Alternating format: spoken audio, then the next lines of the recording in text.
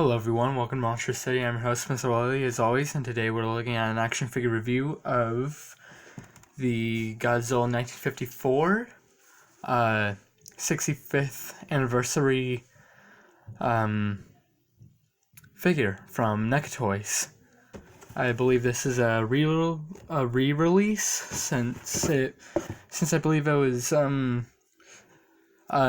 Godzilla 1954 by Neca Toys was released by Neca first back in 2014, and 5 years later they released a new re-release, and I got on Christmas morning yesterday, and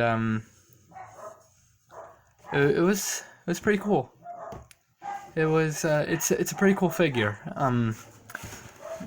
The packaging is basically kind of like a poster, and shows Godzilla in color. Looks pretty good. Looks how he should. And there's people here. That guy actually, think one of his most recent Godzilla films was Godzilla Final Wars, which I do have on DVD, and once in a while I enjoy watching it. In my opinion, it's not the best Godzilla movie. It's okay. It's just going all out and everything. I kind of like it. It's not the best movie, not the worst movie. It's just okay, in my opinion. 65th anniversary, 1954 through 2019. Here's Godzilla, Shin Godzilla, I should say, because of the digitigrade looking legs, and also the long tail, and the short stubby arms. And here's photos of Godzilla 1954. Really cool photos. Really cool figure. Surging up from the depths of the sea on a tidal wave of terror to wreak vengeance on mankind, it's Godzilla, king of the monsters. Jet planes cannot destroy it. Bombs cannot kill it. All modern weapons fail. Is this the end of our civilization? Can the scientists of the world find a way to stop this creature? It's a tale to stun the mind, more terrifying than any ever shown on the screen. Nice.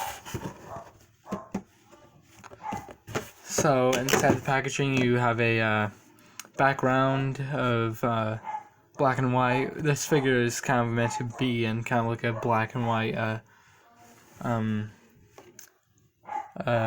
setup, kind of in black and white film. The painting and everything for Godzilla, as you can see here. And then there's military weaponry, kind of like tanks, pointing at Godzilla, as well as some soldiers. However, this is rather inaccurate for the pose and the setup that's supposed to be intended as. Godzilla is actually facing sideways and looking at the screen sideways and looking forward. Kind of like how it looks like this, but he's kind of facing more sideways. So, I'm not gonna really complain. So anyways, let's look at Godzilla himself.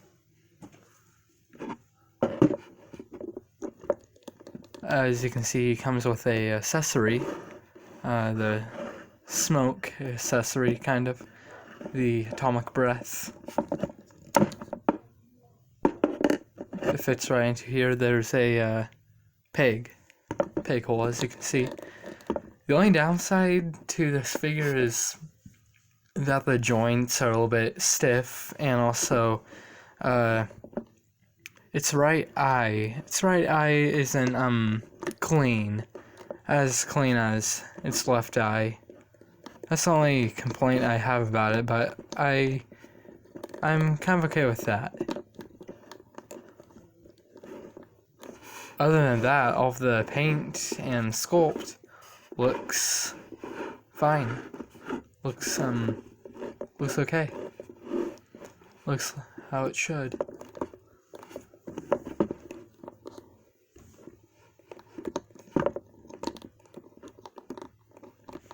In terms of articulation, it has a Godzilla has a ball joint at the head that can, of course, spin, and also a ball joint at the neck.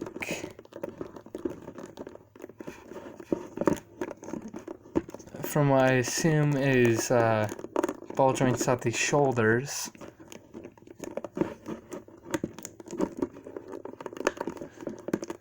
Hinges at the elbows. The elbows can spin as well. There's swivels and, of course, ball joints as well. There's a hinge in the fingers. Same articulation on the other arm. I do not know if there's any ball joints in the thighs. There might be, since this one can move, but this one is really stiff and I cannot get to move it.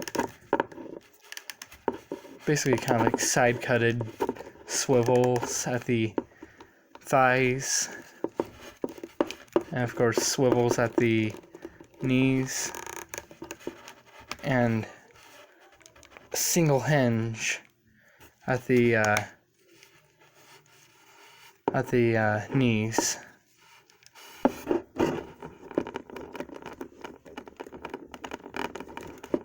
Fairly limited ball joint at the feet, but however it can swivel.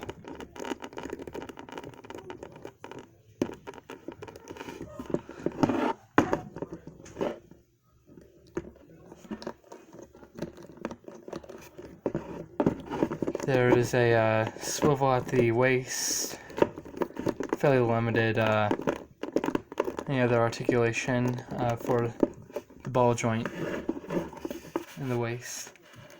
There's a fairly limited ball joint at the base of the tail, but mostly acting like a swivel more than anything else. There's a ball joint at this second segment, and also, of course, a swivel. I believe a ball joint at the third segment, but mostly acts like a swivel.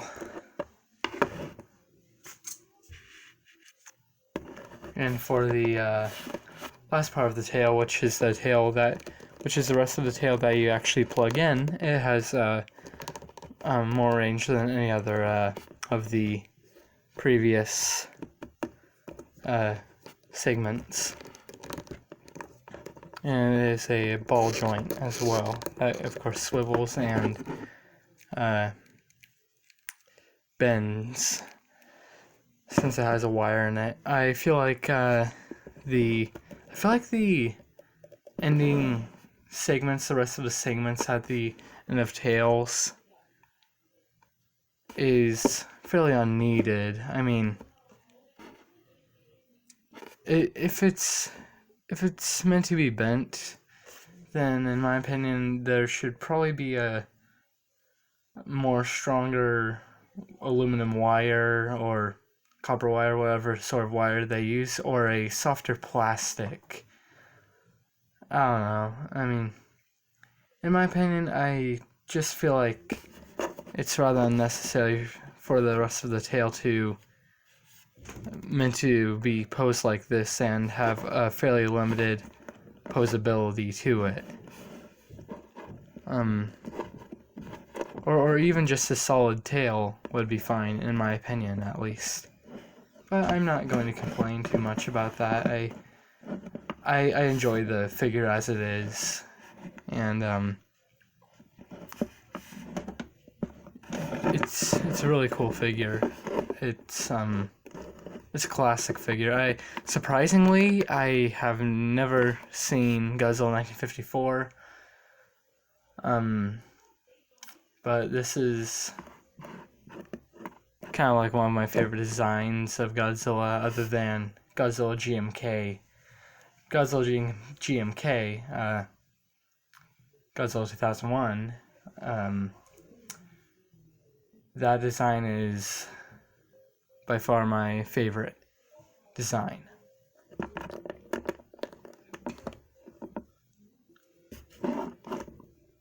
So anyways, this figure is really cool. It's a really cool figure. I really enjoy how it looks and everything. It's really cool. That's all I really have to say about it. Its articulation is pretty good. The only complaint I have is stiff joints. But I think that's normal, most likely. The detail and everything looks nice. The paint looks nice. I like how it's intended for it to be kind of like in black and white film or setup as well. And yeah.